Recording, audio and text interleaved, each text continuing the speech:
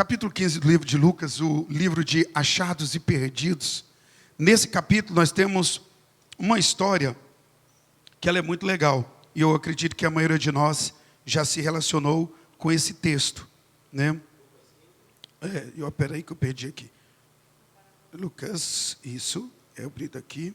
O filho pródigo. É chamado, versículo 11, né? É chamado a sessão dos achados e perdidos.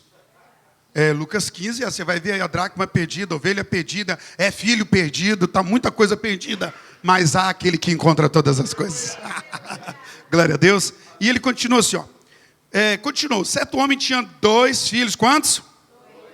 O mais moço deles disse ao pai, dá-me parte dos bens que me cabe, e ele repartiu os haveres. É interessante, é a disponibilidade do pai de não discutir. Aqui não diz o texto que houve uma discussão, uma insistência. Bom, mas a gente encontra a disponibilidade. Pai, me dê os meus, o mais moço, o mais novo, né? Chega e fala, pai, me dá aí minha herança, a parte daquilo que é meu, que eu tenho direito por ser seu filho. Construiu nada, querido. Ele não fez nada, ele só nasceu. Ele só nasceu. Eu trabalhei com uma casa de recuperação por muito tempo, então a gente chegava lá e falava para os meninos assim, por que você está nisso? Ai, porque meu pai, porque minha mãe.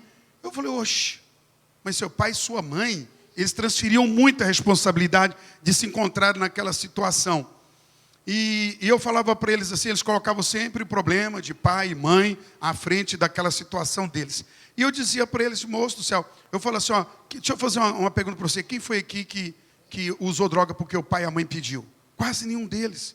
Eu falo, mas aquilo que seus pais pediram, você não fizeram. E a culpa continua sendo deles. Era uma transferência absurda de escolha. E eu falava, na verdade, o seguinte, se seu pai e sua mãe fez o que é errado, você já tem um curso de como não fazer o errado. Você conseguiu identificar que seu pai errou, que sua mãe errou, porque você não usou esse discernimento para evitar o erro. Aí seu pai e a mãe errou e você vai e faz um erro em cima desse erro. Onde é que está a inteligência nessa coisa? Ok? E era muito tenso. E aí eu falava para eles aqui, moço, você coloca tanta coisa sobre pai e mãe, deixa eu falar uma coisa para você aqui. Quem aqui tem certeza que você foi sonhado pelo seu pai e sua mãe? Um ou outro levantava a mão, porque isso acontece. A maioria foi acidente, o pai e a mãe estavam com a cabeça em outra coisa. O menino nasceu. Mas ao nascer também foram amados.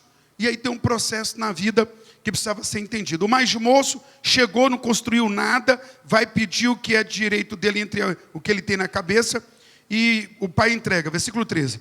Passados não muitos dias, o filho mais moço, ajuntando o que era seu, partiu para uma terra distante, e lá dissipou todos os seus bens, vivendo dissolutamente. Depois de ter consumido tudo, sobreveio àquele país uma grande fome, e ele começou a passar necessidade. Então ele foi e se agregou a um dos cidadãos daquela terra, e este o mandou para seus campos a guardar porcos. Ali desejava ele fartar-se das alfarrobas que os porcos comiam, mas ninguém lhe dava nada. Então, caindo em si, disse, quantos trabalhadores de meu pai têm pão com fartura, e eu aqui morro de fome? Levantar-me-ei, irei ter com meu pai, e lhe direi, pai, pequei contra o céu e diante de ti. Já não sou digno de ser chamado teu filho. Trata-me como um dos teus trabalhadores. Levantando-se, foi para o seu pai.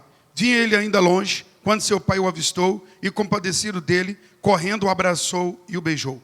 E o filho disse, pai, pequei contra o céu, e diante de ti, já não sou digno de ser chamado teu filho. O pai, porém, lhe disse aos seus servos, trazei depressa a melhor roupa, vestiu, ponde-lhe um anel no dedo e sandália nos pés. Trazei também e matai o novilho cevado. Comamos, regozijemo-nos, porque este meu filho estava morto e reviveu, estava perdido e foi achado. E começaram a regozijar-se. Ora, o filho mais velho estivera no campo, e quando voltaram a aproximar-se da casa, ouviu a música e as danças. Veja que o filho mais velho está envolvido naquilo que é de interesse comum da família. Ele está produzindo, ele está fazendo o que eles têm a aumentar, ele está cuidando. E quando ele chega, encontra o povo numa festa, esbanjando o que ele está protegendo. Olha o sentimento dele nisso aqui. Chamou um dos criados e perguntou-lhe, que era aquilo? E ele informou, veio teu irmão a teu pai, veio teu irmão, e teu pai mandou matar o novilho cevado, porque o recuperou com saúde.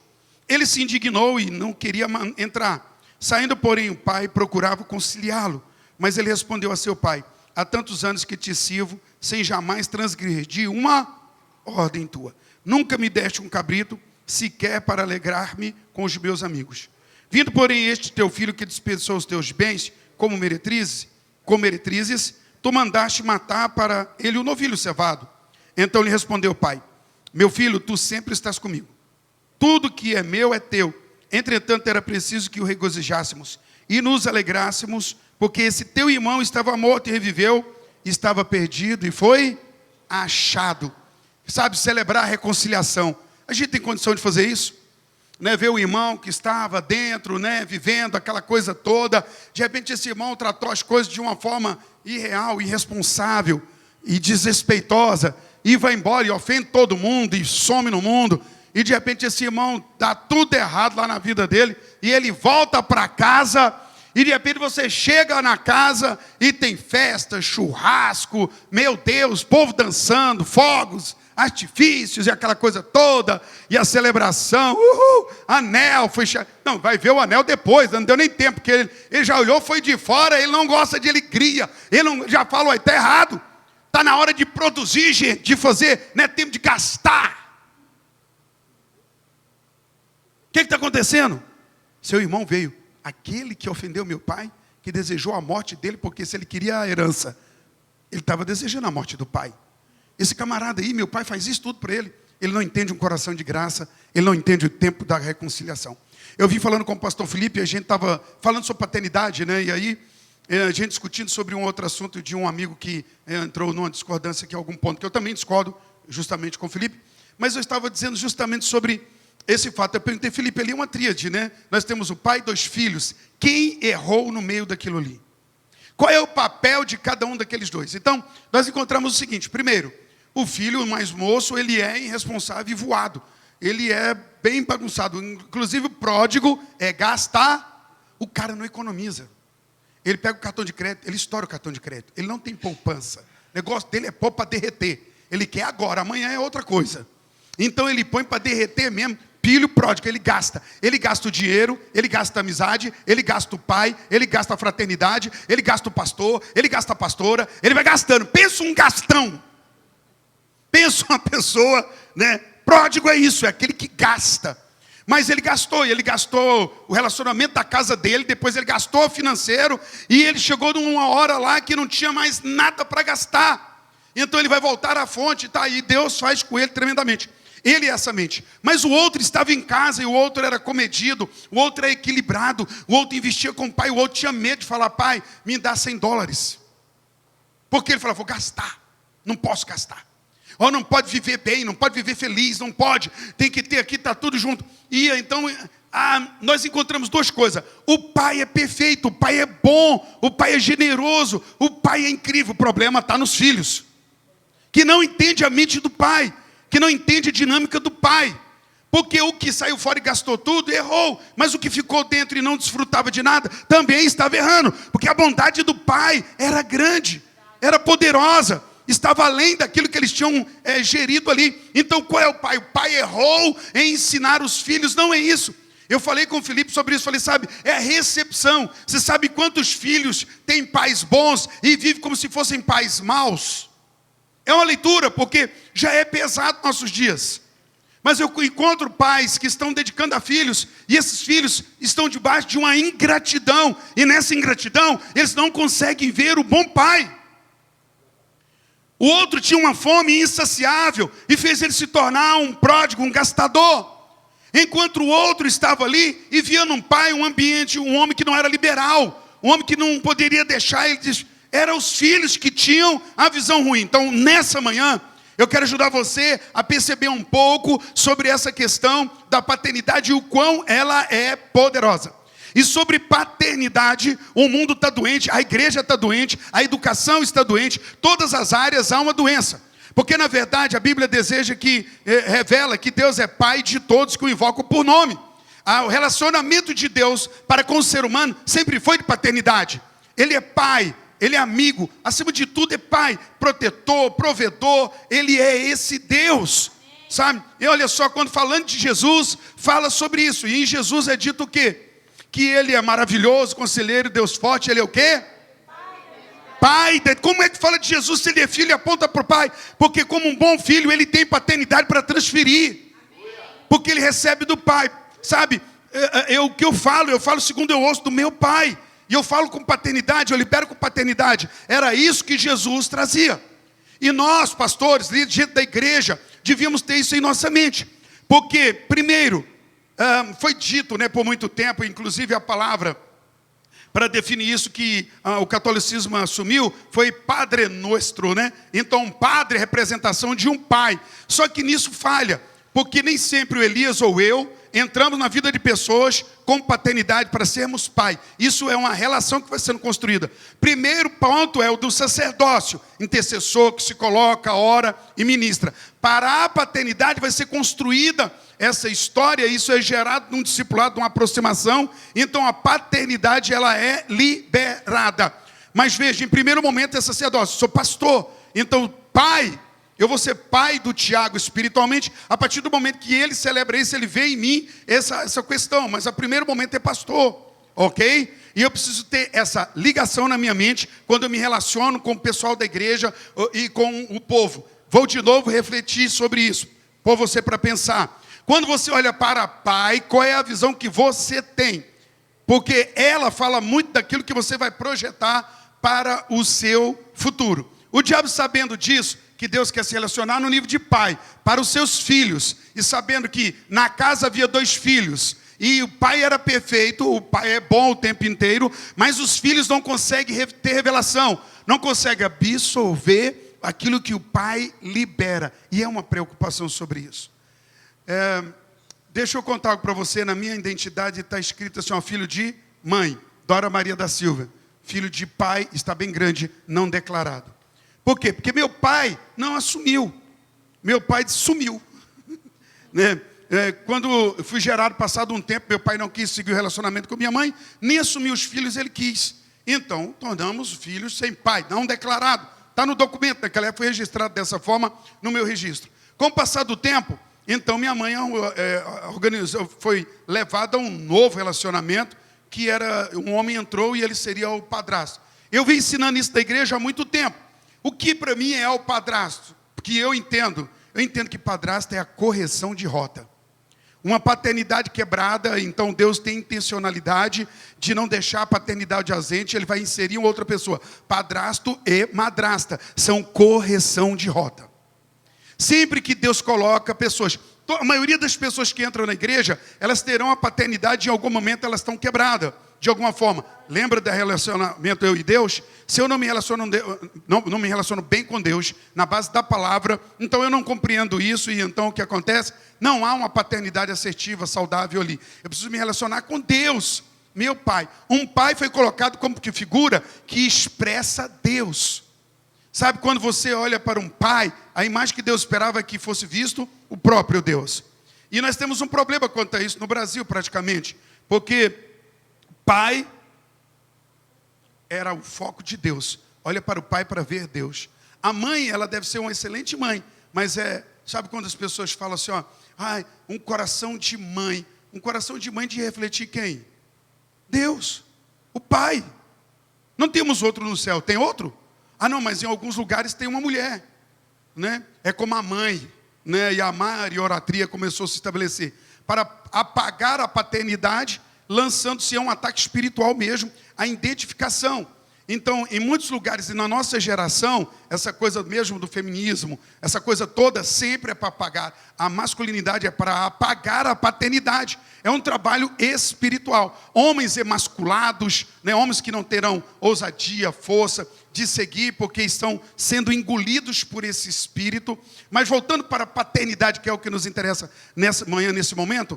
Então tá, qual é a mente que tem? Eu tive a dificuldade absurda, está aqui meu filho. Meu filho tem 35 anos hoje.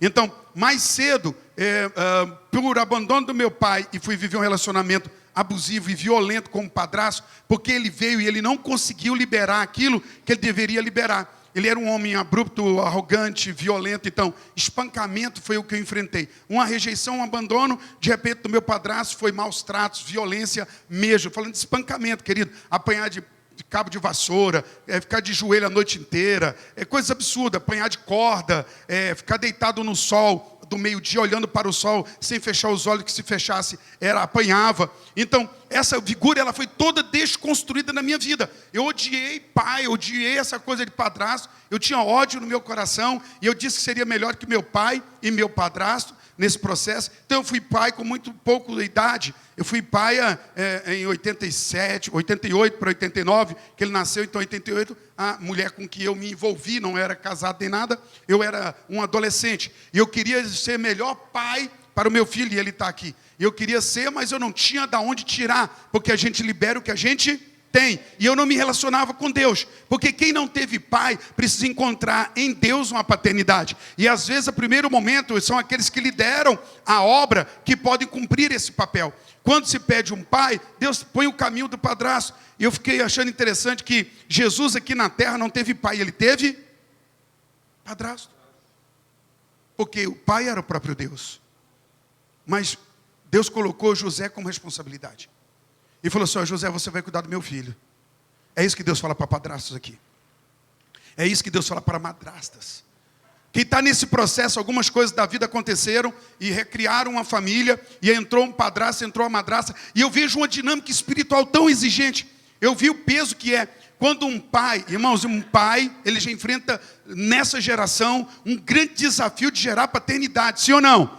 É terrível, por causa de tudo que tem. A desconstrução que está em nosso meio, à nossa volta, a desconstrução cultural, em tudo. O pai hoje, meu Deus, ele precisa mesmo da fonte de Deus, em Deus, para ele conseguir sobrepor tudo que o mundo está preparando, para apagar essa figura patriarcal, né, essa figura de paternidade. Eles querem apagar isso, estão lutando isso. Então o homem hoje, quando olha para um filho, ele tem que ter noção do desafio que ele tem, dele emitir a imagem do pai, dele proteger o que está vindo de fora, para desconstruir isso. Chega a ser covarde essa batalha, mas Deus é com você. E o que acontece? Nesse processo em que eu enfrentei, e que eu passei, eu criei ódio, raiva, e então eu fui pai. Não, eu apenas fiz uma criança. Eu era um adolescente que tinha uma criança, e eu não acertei bem com meu filho na minha criação, no processo, né? Quando eu acordei na fé, eu já estava bem dentro da igreja, pastor Elias, vivendo um tempo dentro da igreja, que eu acordei e eu percebi as falhas que tinha cometido na criação do meu filho, porque eu não tinha tido uma fonte, eu não tinha tido orientação, eu não tinha tido nada, era muito estranho. Por muito tempo na igreja, sabe, não foi ensinada essa questão de uma forma tão intensa, tão bem preparada. E essa coisa trouxe muitos transtornos para mim por muito tempo. Eu estava vendo um vídeo agora há pouco, um tempo aí atrás, e o vídeo era de um homem sem camisa, e ele está ligando para alguém, e ele liga, e a filha dele, ele está sentado no sofá, tem duas crianças ali de 9, 8 anos em volta dele, tem uma pessoa filmando, eu acredito que é a esposa, e ela está filmando e está dizendo, e ele está, alô, oi, esse telefone é do senhor fulano de tal, sim, e, oi, quem está falando? Ele, eu quero saber se esse telefone, esse número, eu estou falando com fulano, perdão, quem quer saber? Falou, não, só me responde. Sim, sou eu.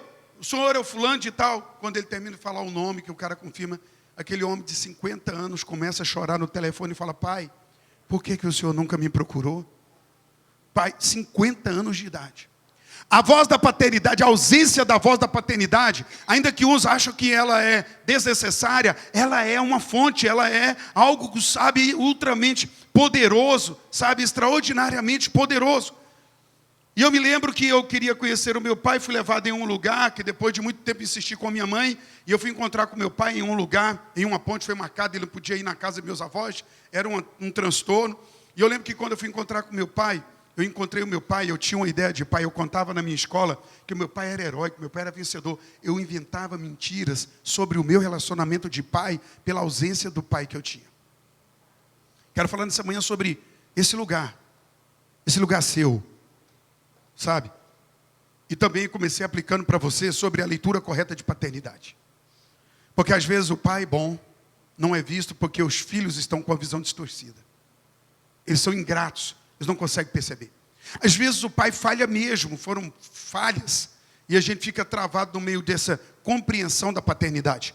E eu me lembro que eu queria muito, mas quando eu vi o meu pai, porque eu via meus tios, eram homens de sucesso, era capitão, tenente, gente da polícia militar, gente que tinha um futuro. Eu via chegar final de ano, eles com os filhos todos, e os meus presentes seriam aquilo que meus primos brincavam. Então eu ia na casa dos meus primos, eu já sabia quais os presentes que eu ia ter, porque havia um acordo na família, que como eu não tinha pai, então, olha, eu vou te dar o presente, mas você sabe que no final você tem que passar ele para o César, porque ele precisa desses presentes. Então eu já ia lá, eu já sabia quais eram os presentes que eu teria, porque eu não tinha pai. Minha mãe, minha mãe fugiu de casa para viver com o meu pai. Minha mãe tinha 17 anos de idade, meu pai tinha 40 e tanto, quase 50. E isso eu estou falando para vocês em 1970. Imagina isso para aquela geração. Deu errado, ela volta com 3 filhos para dentro de casa. Caso meus avós de volta. A vergonha, a humilhação, todo aquele processo. Então foi muito intenso. E aí eu ficava ali naquela dependência daquele processo. E eu queria muito ter relacionamento com meu pai. Então eu ia para a escola, os outros perguntavam, eu falava, meu pai é isso, meu pai é aquilo. Eu encontrei com meu pai parou, falou comigo, nunca tinha encontrado meu pai. Mas eu inventava para todo mundo que estava em volta, porque eu via meus tios ser pai. E eu achava que pai era aquilo ali. E eu encontrei meu pai era alcoólatra. E eu cheguei próximo do meu pai, essa distância, o odor do álcool, aquele jeito dele por ser alcoólatra. E quando eu olhei para ele, mais uma vez a imagem foi destruída. Primeiro, rejeição. Depois, um homem despreparado e alcoólatra. Meu avô não era assim, meus tios tinham equilíbrio. Eu virei para trás e eu não ouvi a voz do meu pai. Eu não consegui pegar na mão, eu não consegui ouvir a voz do meu pai. E eu voltei para casa e falei, nunca mais eu quero ver esse homem. Eu era uma criança.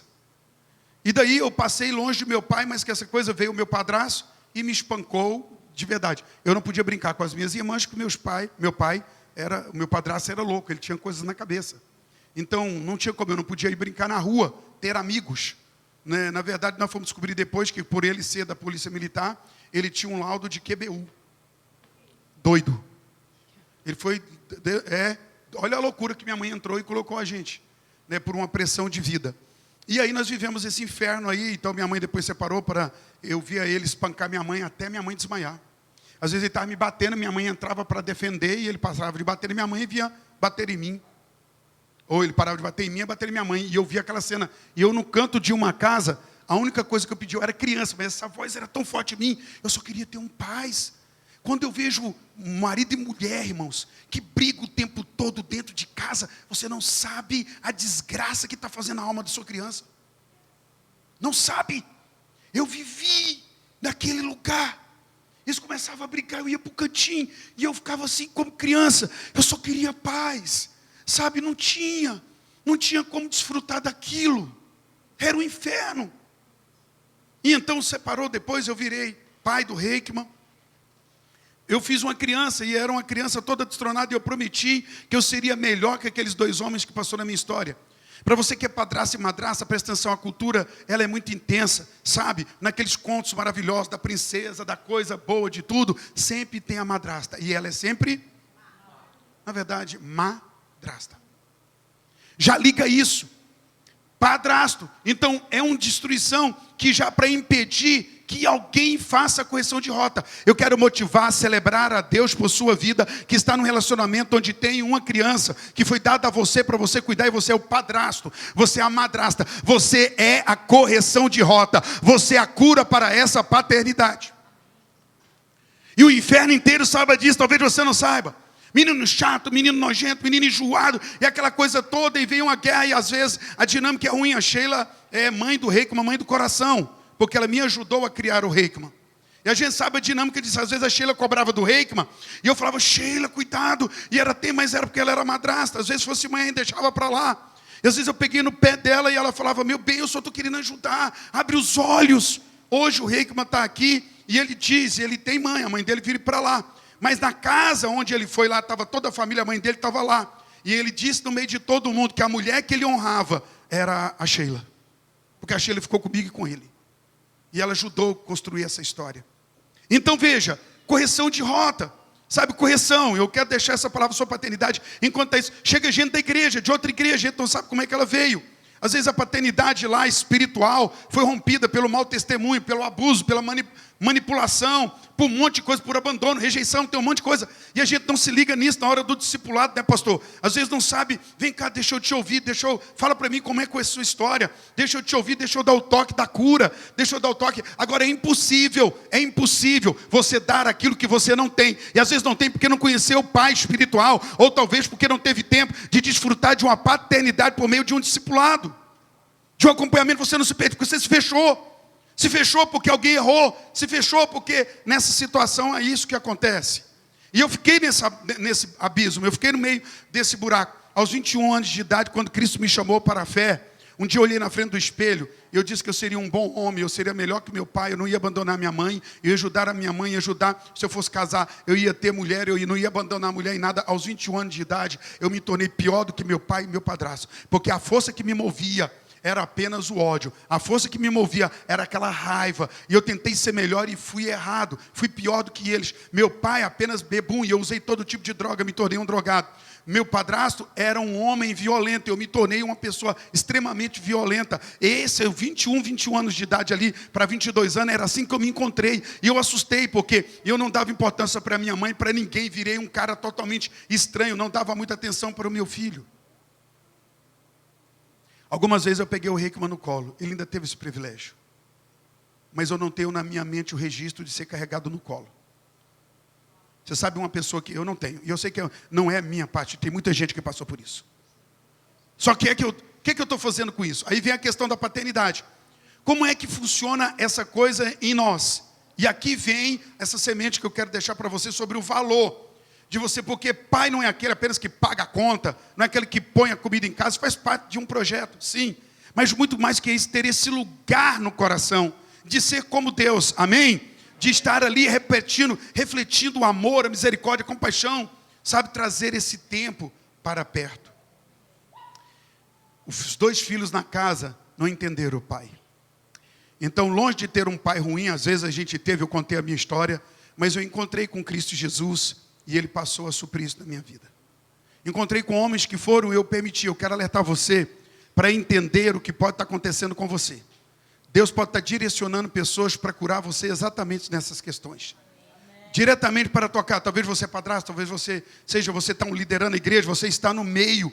Lá na igreja eu falo o tempo inteiro, irmãos, fique ligado com pessoas. Sabe, eu falo para os homens mais velhos, opere nessa linha de paternidade. Nós fazemos um encontro, né? E lá no encontro, sabe o que a gente faz? A gente gera a paternidade. A gente tem um tempo que a gente para o encontro e deixa que os ministros, sabe, todos que estão ali, intercessores e conselhos, senta com as pessoas, ouça a história delas, toque, e a gente procura encaixar de acordo com a realidade, a idade, tudo, para refletir essa parte da paternidade. E não fica só lá, depois que sai o contato, a gente fica junto, ainda trabalhando, justamente por causa dessa questão. Lembre do que eu vou te falar agora, fechando o meu raciocínio com você. A paternidade é uma voz que ela não é silenciada até que a paternidade de verdade chega. Não importa a idade que tiver, às vezes a voz da paternidade, a ausência dessa voz correta, sabe? Ela pode fazer com que a pessoa gire e ela não se completa. Porque pais, e eu fecho aqui com alguns pontos o que um pai traz para nós. Veja só. Eu separei aqui para ficar mais rápido, para eu apresentar para você. O que uma paternidade? Qual é o papel de um pai? Um pai dá nome, sim ou não? Sim. Nome fala de identidade e destino.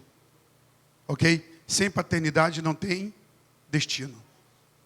Pai gera identidade. Uma pessoa que não teve paternidade, Dom Cotô, Dom Covi. Ela não sabe para onde vai, não sabe o que é da vida, ela é indecisa, ela não tem decisões, ela não tem destino. Pai libera destino. Sim ou não? O pai, ele deixa legado, ele estabelece legado, que é muito mais do que herança. Herança é coisa bem material. Legado é aquilo que é acima, sabe? Aquilo que são valores e princípios. Isso é legado. Herança, bem material. Legado são os princípios, caráter, vida, valor por toda a vida. Isso gera também destino. O pai, ele traz consigo, por que essa geração não quer falar de paternidade? Porque trata de autoridade. Não é autoritarismo, autoridade. Quem tem autoridade não precisa usar de autoritarismo. A autoridade, ela flui de acordo, livre, espontaneamente. Um pai, ele protege, ele traz segurança e ele determina limites. Um pai, ele faz isso.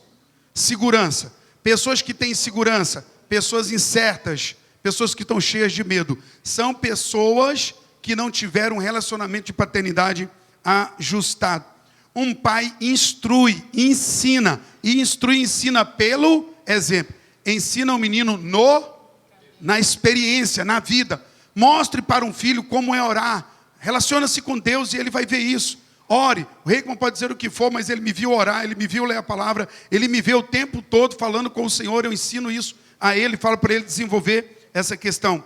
O pai é para corrigir e disciplinar. Irmãos, nessa geração é problema. Você vai falar de corrigir e limitar, o menino vai manifestar um Todd. Não, é para acabar com o leite de Goiás. É um leitinho para o Todd. Então veja bem, não pode corrigir, não pode limitar. Veja a diferença. A Bíblia até fala da vara da correção e hoje é um problema. Não é verdade? Não é espancar, precisa ser... Olha, meu filho, deixa eu falar uma coisa para você. Limites tem que ser posto, correção. Porque senão virá envergonhar os pais, é o que a palavra diz. E a gente vai pela... Tô nem aí, moço, com o que é que esse povo aí fora. Gente, deixa eu falar uma coisa para você. Eu não tenho nenhum problema com a Xuxa querendo escrever Bíblia. Meu problema é com o pastor dizendo que ela precisa ser reescrita. Aí eu já fico apavorado. A Xuxa e a Iá tem que fazer o que quiser. E um pai, ele deve ser um exemplo. Pai, ele traz exemplo. Esse é o papel de um pai. E o pai, ele precisa amar. Diga amar. E eu não sei qual é a sua história, mas eu preciso deixar isso aqui para você. Se você, como eu, passou em algum momento, talvez você teve um pai que era melhor não ter tido, por causa das ações que ele teve. Talvez você teve um pai que era legal por uma área, mas ele se limitou a outra e você sente essa paternidade quebrada. Talvez você venha rompendo, e uma das coisas, pastor Elias, que tem sempre sobre quem carrega, porque na ausência da paternidade se instala um espírito de orfandade. E pelo amor de Deus de lidar com gente que está com espírito de orfandade. É triste demais. Mas ele precisa ser curado na paternidade. Agora veja bem, toda pessoa que tem problema com autoridade é pessoa que teve problema na paternidade. Você viu uma pessoa que não submete a pastor? A liderança nenhuma. Ele não submete a ninguém, ao presidente, ao senador, ao deputado, ao senador. Não, ele não, ao guarda de trânsito. Quem que é você? O cara está lá revestido, estou nem aí para você. Ele tem problema, ele vem para a igreja e ele dá problemas.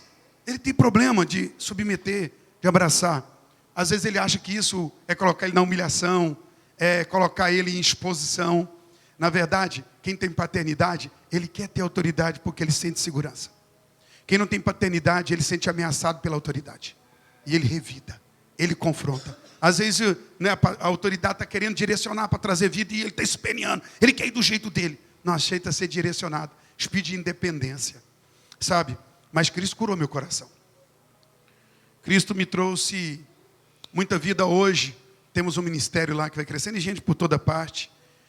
E muitos chegam para mim e dizem, pastor, o senhor é meu pai. Mas eu amo. Eu procuro, às vezes eu falo com meu filho, cara, desfruta. Porque quando eu fui procurar meu pai um dia, eu entendi que aquele dia na ponte, a minha orfandade, transtornou, porque era meu pai, ele estava alcoolizado. Eu, quando vejo um homem alcoolizado, eu sofro muito, Elias. Eu ia para a missão, nós temos igreja pelos interiores de Goiás, São Paulo, Minas. Eu estava numa dessas viagens. E eu parei rapidinho, tinha um lugar lá, tem um posto lá que tinha uma coxa de frango, que é eu já parei para comer um e tomar um energético para eu ficar um pouco mais acelerado. Eu estou falando para a igreja hoje é o seguinte, eu falo assim, irmãos, quem é que ouve aqui áudio de WhatsApp, né, do seu áudio aí, acelerado? Quem é que escuta? Hã? Não é isso, é que vocês estão sendo treinados para ouvir eu pregar.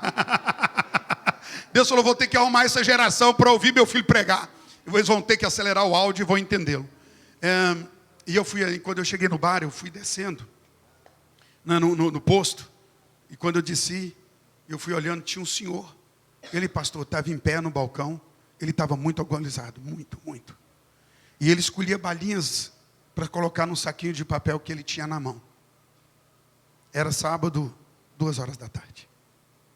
E ele balançava. E eu quero esse aqui. E todo mundo naquele posto sorria. E ele, eu quero esse.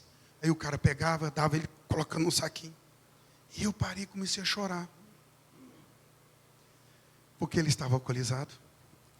E agora ele queria voltar para casa e agradar os filhos. Vocês entendem? Meu Deus. E todo mundo rindo, eu encostei nele. Falei, meu senhor. Eu levantei a mão para todo mundo assustou comigo. Eu cortei aquela onda. E eu peguei ele e falei, o que é? E ele, eu vou levar para os meus filhos. Meu pai não quis voltar para casa. Com um saco de balinha. Mas aquele senhor, bêbado, na fraqueza dele, eu queria ter ido na casa daqueles meninos e pedir para eles ajudar o pai dele, porque eu vi meu pai alcoolizado, e a dor, a vergonha, fez com que eu virasse as costas e nunca mais vi. Um dia um pastor meu falou assim, procura seu pai. E quando eu fui procurar meu pai, ele estava morto há 5 anos. E eu fiquei com raiva de novo, falei, ainda morreu na hora errada. Porque a gente não resolve essas coisas assim. E eu sei que pais falham. Eu sei que falham. E é uma pena se você tem um pai que tem falhado. Mas bendito seja se você conseguir ser uma voz para ele. Pode estar errada a ordem das coisas, mas não é a graça que faz isso? Não é a graça que faz isso? Às vezes Deus te deu graça para você não cair nos erros dos seus pais. Talvez a graça fez isso com você. Isso não torna você melhor. Mas Ele pode tornar você qualificado para ajudar. Você quer ser um bom pai? Você quer ser uma boa mãe? Porque nós não temos uma mãe no céu. Nós temos um pai no céu. E se você quer ser uma boa mãe, você precisa refletir o coração do pai que está no céu.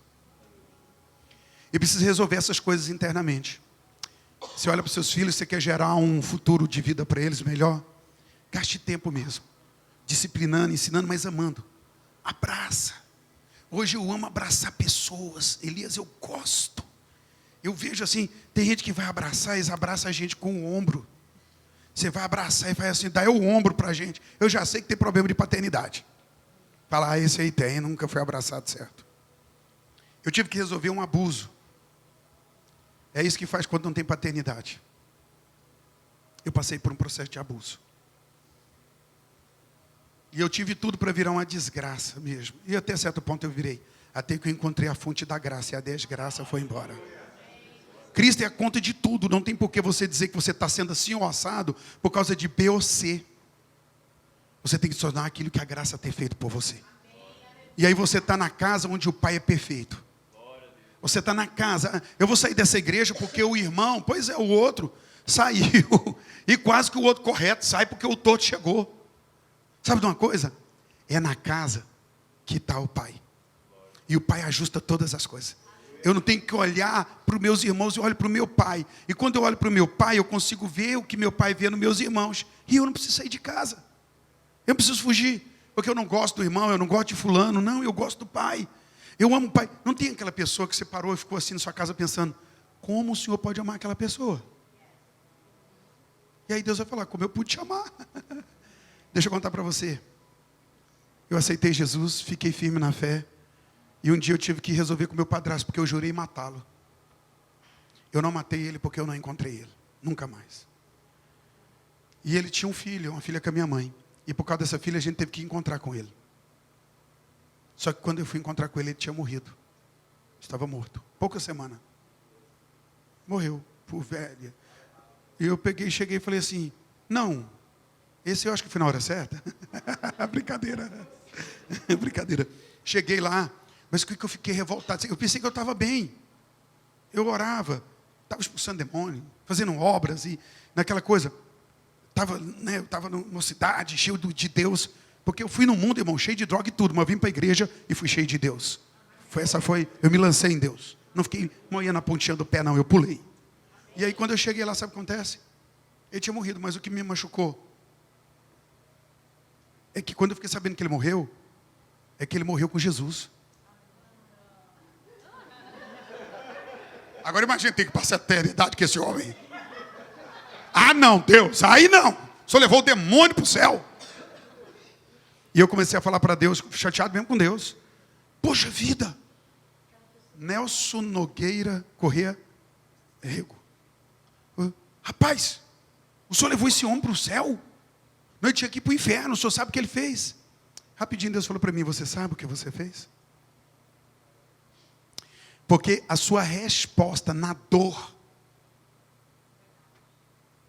vai causar mais dor. E vai errar de novo.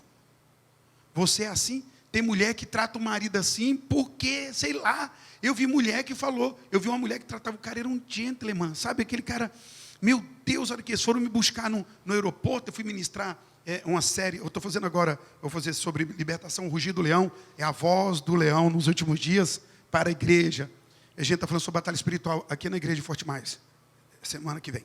E aí, eu fui para ministrar e quando eu entrei no carro, sabe, um povo, aquela mulher bonita, gaúcha, alta, aquele homem também, sabe, um povo, e eles tudo me tratando muito bem. Irmão, em 10 minutos que eu conversava com a mulher, conversava com eles, a mulher mandou o marido calar a boca 5 vezes, porque ele não sabia o que estava falando. Ah, não, na sexta vez que ela falou, eu falei, irmão, não te conheço, já estou morrendo de vergonha. Você mandou seu marido calar a boca 6 vezes, eu não consigo não. É isso que, irmão, acabou a viagem, que era assim, foram me pegar no aeroporto, para levar eu ir para a igreja, e aí 180 quilômetros eu dentro do carro, eu tenho esses rompantes, sabe? E eu não seguro, a hora que ela fala, eu falei, irmã, eu não lhe conheço, mas eu já estou com vergonha, você já desnudou seu marido, sei, é ruim. Aí ficou aquele climão, né? Aí assim, cri, os barulhos da pneu, não tinha música. O pastor que anda comigo fez assim, ó. Aí na ministração que eu estava fazendo, de repente, ela chorando assim, eu preciso falar com o senhor. E aí ela foi, tá. Eu falei, você tem uma discipuladora? Eu atendo você com uma discipuladora, vamos embora. Uma pessoa que se ama, confia de verdade. Ela foi e apresentou. Eu comecei a tratar a mulher, sentei com a história dela era a seguinte. Canavial, o pai dela plantando canavial, que as coisas todas lá, um homem bruto, grosso, que esse cara doidão. E ela nasceu, e ela muito feminina, muito mulher. Sabe o que ela fazia? Ela fazia unha para ir cortar cana. Ela se maquiava, cabelo. O pai dela trazia isso como se fosse uma forma de uma pessoa, sabe, bagunçada, tudo. E ela já vulgar e tudo. Não, ela só queria se cuidar. E ela mesmo no canavial, perfumada, tudo. Ela, e o pai dela começou a se tratar ela, aquela coisa, e xingava ela, e era maltrato. E um dia, morava naquelas casas mais antigas, ela percebeu algo. Ela foi descobrir então que o pai dela não tinha uma relação sexual íntima normal com a mãe. Ele sempre a violava. Era na violência. E então ela começou a falar para a mãe dela, porque às vezes quando acontecia isso, a mãe dela nem saía de manhã. Ela só ia sair à tardezinha de dentro do quarto. E ela começou a ver aquilo e foi ficando revoltada com aquilo. E ela foi confrontar o pai um dia. E um dia ela percebeu algumas coisas acontecendo no quarto. Ela foi lá e arrancou o pai de cima da mãe.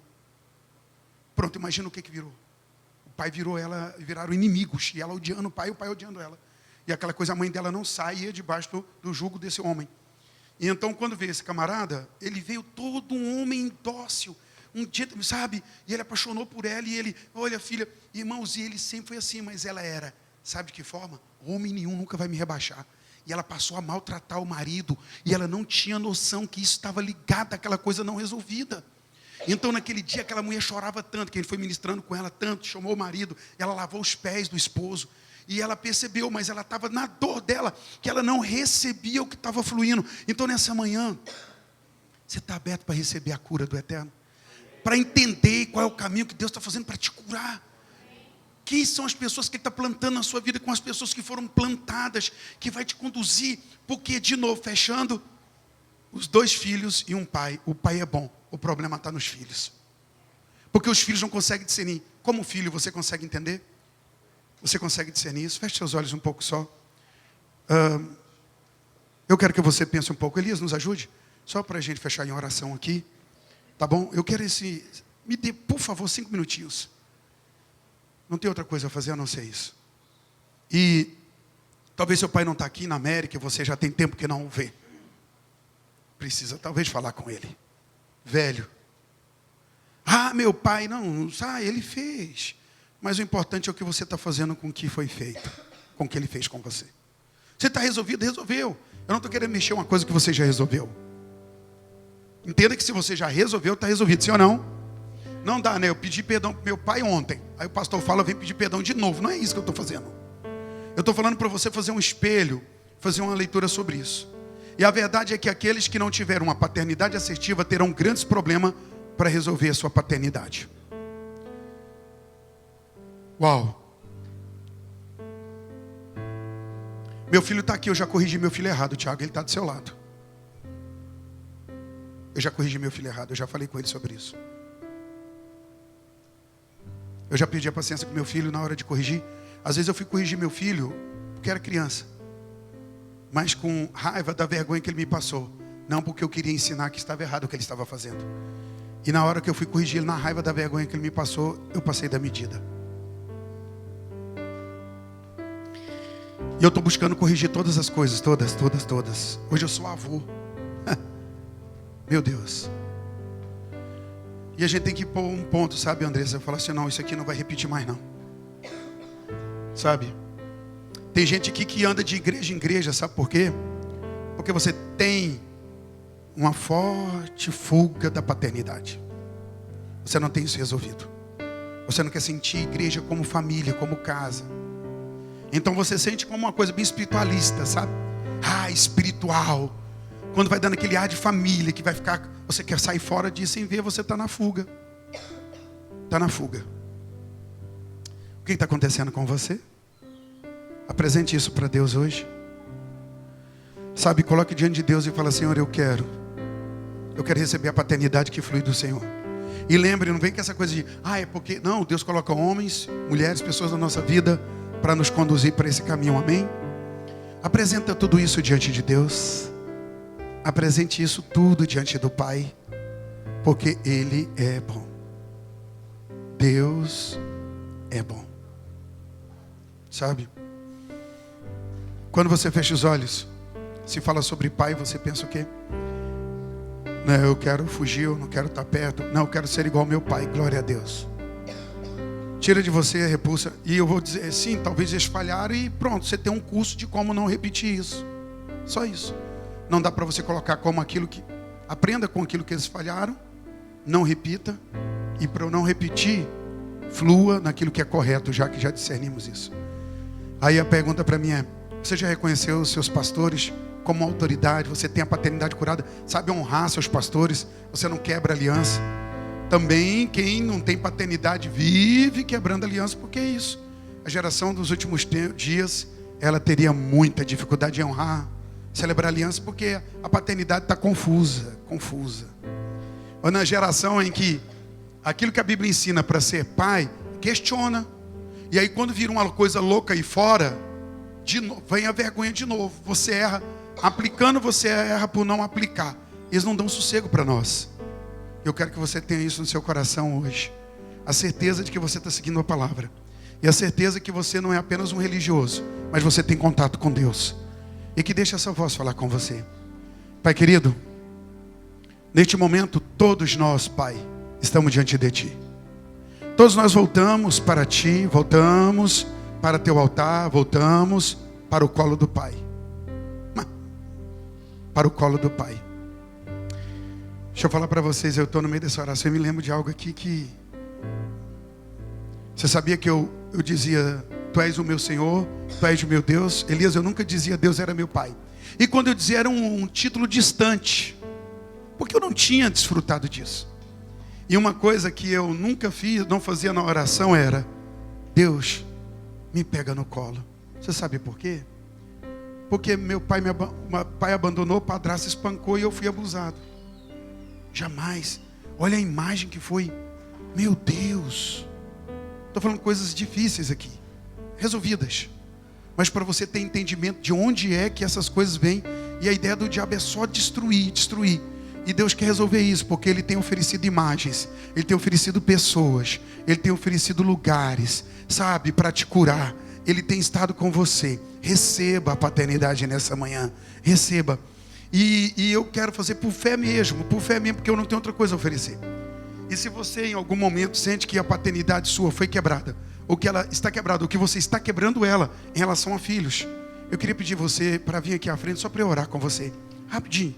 É apenas oração de fé. Isso vai expressar a sua entrega a Deus, dizendo, eu não posso resolver isso, eu preciso de Ti. Eu não posso resolver isso, eu preciso, e eu sei que é desafio, sabe por quê? Porque a gente se expõe, né? Então se você tem um problema aí na paternidade que você quer resolver daqui a pouco, ou faça isso, deixa eu orar com você. Eu tenho autoridade para falar sobre isso, porque eu tenho vencido, eu vivi isso. E eu quero ministrar. Se em algum momento tem algum bloqueio na área de paternidade, deixa eu ministrar com você, sai do seu lugar. Deixa eu orar com você. Em nome de Jesus, joga fora essa reputação.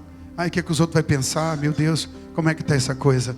Eu quero pôr essa coisa para resolver diante de Deus. Sabe? O Espírito Santo, Ele está chamando você para essa coisa nova, sabe? Eu quero resolver isso. Eu quero ter isso na minha vida. Fale com Deus nessa manhã aqui. Entregue para Deus. Vocês vieram à frente, sabe, para colocar. Então coloca, porque a gente não tem tempo de se falar aqui, mas você sabe qual é o caminho. Coloca essa dificuldade diante do teu Deus e fala: me ajuda. Graças a isso, né, Elias? É o poder para solucionar aquilo que naturalmente a gente não consegue. Para resolver aquilo que não conseguimos naturalmente. Eu quero orar com vocês que vieram à frente.